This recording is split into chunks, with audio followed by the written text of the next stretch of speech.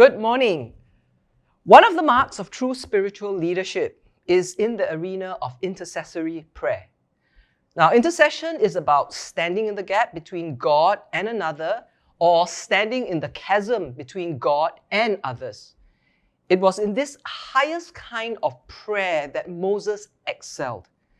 During his long leadership of the people, there were dangers both from within as well as without. He also faced what seemed like endless murmurings from the people, time and time again, that incurred God's wrath, God's anger against the people. And it was here the quality of Moses' leadership actually shone. That what characterized Moses' life as a true spiritual leader was his consistent capacity to carry the people into God's presence with purity of heart and real-time commitment to their well-being. When we come to Numbers chapter 14, verses 1 through 4, the people had reached the threshold of the promised land, but they refused to believe God and boldly enter the land of promise. Instead, they raised their voices and wept aloud. All the Israelites grumbled against Moses and Aaron, and the whole assembly said to them, "If only we had died in Egypt or in this wilderness. Why is the Lord bringing us to this land only to let us fall by the sword? Our wives and our children will be taken as plunder. Wouldn't it be better for us to go back to Egypt?" It got so bad that they threatened to displace Moses and Aaron and appoint new leaders. But God's anger burned against them, and he threatened to consume the congregation utterly.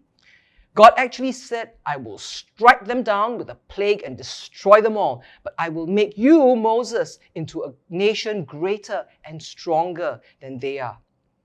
And you would be forgiven for thinking Moses' response would be, "Yes, way to go, God." After all, these people had a history of this type of frankly perverse behavior. I mean, they complained at Marah. They quarreled with Moses and God at Rephidim. They quarreled again and complained against God in the desert. Yet now when we come to Numbers chapter 14 and the people were rebelling, open rebellion against Moses and Aaron, whom God had appointed as leaders, and God wanted to destroy all of these people, you hear Moses, instead of inciting God, which would have been totally understandable, Moses instead interceded for the people with these words. "Now may the Lord's strength be displayed, just as you have declared. The Lord is slow to anger, abounding in love, and forgiving sin and rebellion. Yet he does not leave the guilty unpunished. He punishes the children for the sin of the parents to the third and fourth generation. But in accordance with your great love, forgive the sin of these people, just as you have pardoned them from the time they left Egypt until now." It touches my heart the number of times that Moses stood between the people and God, interceding on their behalf. It is also sobering, the impact and the magnitude of the outcome of his intercessions on each situation, including that in Numbers chapter 14. Clearly for Moses, intercession was vital in spiritual leadership.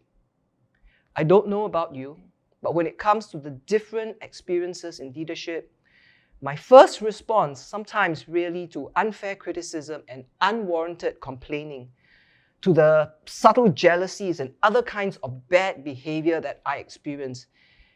Sometimes my first response is to not pray for those who persecuted me, or I perceived that they were persecuting me, or otherwise tried to vote me off the island. And I may have preferred a variety of other responses ranging from fight to flight, none of which actually includes intercessory prayer. But even as I've depended upon the Lord and deepened in capacity in my journey with Him, I'm reminded of the words written by Rosemary Doherty. And she said this: "The attitude of intercessory prayer is willingness to enter into God's prayer in us, the caring love of God for ourselves, for others.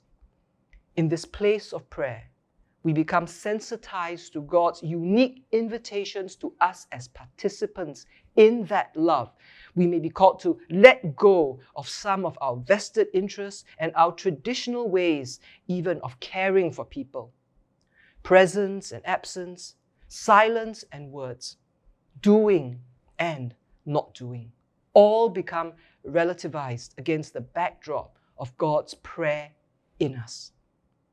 And it is here, as I regularly enter into God's presence, I learn to pray, to speak, and to lead from what transpires there.